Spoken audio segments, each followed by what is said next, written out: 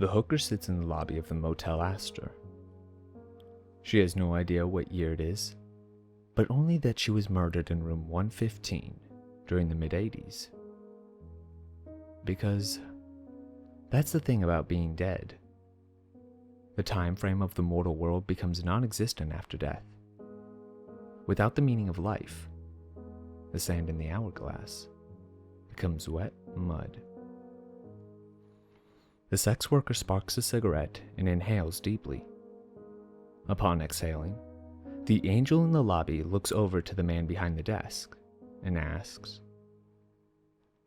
"How long?"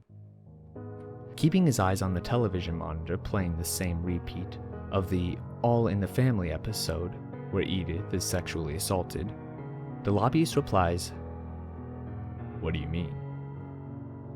She takes another drag of her smoke and adds, "How long do I have to stay in this piss-poor excuse of the Bates Motel?" The employee's eyes glance at her, and he says, "When I was murdered in 1979, I remembered I was sitting here watching poor Edith finally escape the sex offender's perverted grasp after smashing a hotcake in his face. This couple came into the hotel and asked me if I worship Satan. Upon telling them that Satan doesn't exist, the man made me get on my knees, as his wife instructed I perform oral sex on the barrel of a pistol." He stops for a moment and adds, "He pulled the trigger, and before I knew it, I'm stuck in this damn place, watching Archie Bunker crack jokes about a punch bowl on an endless loop, over and over and over again." The Motel Astor employee concludes with, "To answer your question, you'll be able to leave when I'm able to tune into another television show." Dismay settles on the hooker's face, and after a momentary pause of failing to assess her purpose, she asks the worker if he even knows her name. After shaking his head, the prostitute says, "Figures. I feel as though I'm some side character in a horror tale that nobody cares about." She takes a long drag of the cigarette and confesses, "My name is Suzanne Davenport, but to the world, I'm just a sample of a soul made to swallow cum for $50. However, I'm so much more than that." "Oh?" the lobbyist asks, without any indication that he really gives a fuck.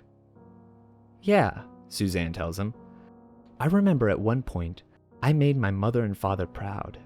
I got all A's and was in the top of my graduating class." She laughs slowly. "And then, one day, I'm working on the side of Highway 70 at truck stops. It's like the entire world becomes a nightmare that smells of sex.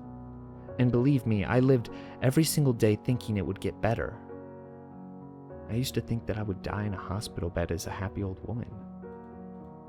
Miss Davenport takes one final puff and concludes by saying, "Instead, my throat was slashed at 28 in a motel room." "Well, at least you weren't forced to eat shit and broken glass like the teenage girl in room 111, the worker replies, trying to sound optimistic beneath a cloud of misery. "Yeah," she replies. "I'd rather be picked apart and eaten than made to consume poop until I died." It is then the All of the Family episode suddenly restarts, and the classic opening of the piano and the happy TV couple singing about better days can be heard. A black tear from mascara forms in the corner of Suzanne's eyes, and she asks, "So, tell me, what is the backstory of this motel? You know, the reason why it seems to devour people and spit them out." "Do you really want to know?" the lobbyist asks. Suzanne lights another cigarette and says, "Don't tell me it was run by a man with mommy issues." She exhales smoke and adds, "If I am to be trapped here for all of eternity, at least let the reason be a good one, not some remake or serial killer cliche." The worker is silent for a moment and begins to reveal the history of the motel.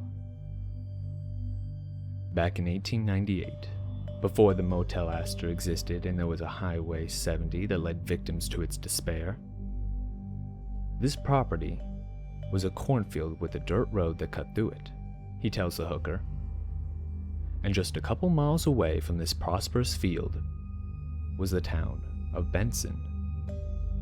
By day, the township floated on the surface of this facade, where Southern baptism and good old country values blossomed like magnolia flowers. However, when the sun went down, teachers, firefighters, and other respected members of the community would join together in a dark society called the Fellowship of Caligula. Susan is quiet and asks, "Do you mean a cult?"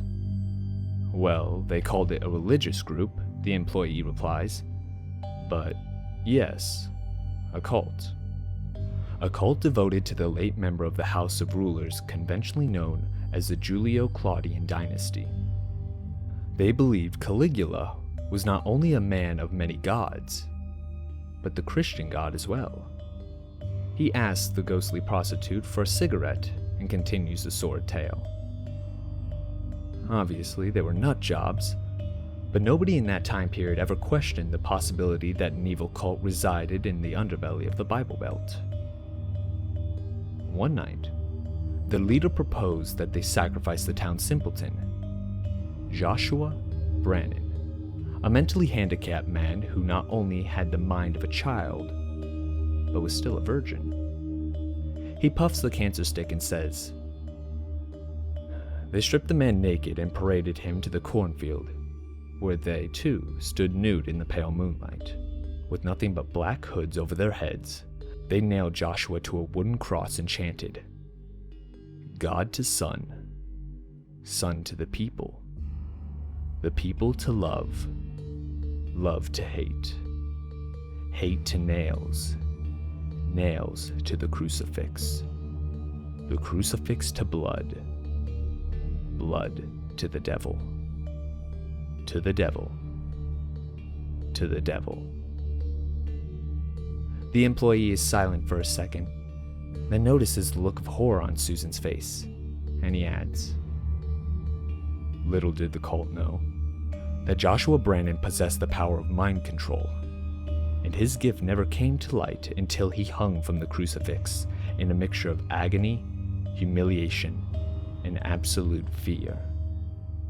In the middle of their morbid ritual, he made the members of the dark society rip one another apart with their bare hands. Under his control, they tore off their arms, jaws, and genitals. Hell, Joshua even made them disembowel the leader and eat her intestines." The prostitute's eyes grew big like a scared little girl. "Their blood soaked into the soil," the lobbyist tells her, "and it left a stain that no rain can wash away. And as for Joshua, his blood too absorbed into the very dirt in which this motel stands." He put out the cigarette in a coffee cup and asks, "Is that a good enough reason for why the Motel Astor is so horrible?" Susan swallows a tight lump and nods her head slowly.